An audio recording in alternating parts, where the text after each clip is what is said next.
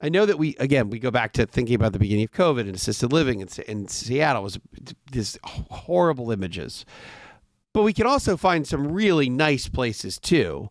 And I'm just wondering the levels and the costs, and it's not that different between Canada and Atlanta and Texas and again Seattle or the West Coast. I mean, these are going to range is a big range, but you can find. Am I right? How nice are the places that we can find?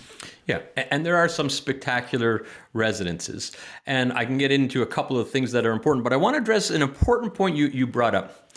And this is very common where there's actually money around to pay for a nice senior living community.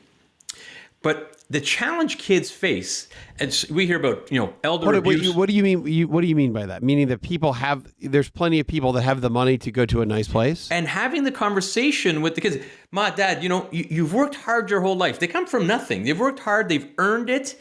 Spend it on yourself. Very often the moms and dads, particularly those in the older generation, if you're in your 80s, their mentality is like rent. It's not even on their mind. They've never rented. They've always bought, they've always owned assets. And to think that they're going to have to spend money is very difficult for them. I've had situations where the kids are saying, spend it, Ma. Spend it. You have it. I'm not worried about the inheritance. Yeah, there would be something nice if there's something left over, but spend it on yourselves. Half the battle sometimes is getting them to accept that they could spend their own money on themselves. Mm-hmm. And so once that's, if you can get around that, there are plenty of very, very good options, good care, good environment, good staff to resident ratios. This is actually key. And this is part of the problem in government funded residences. The ratios aren't great.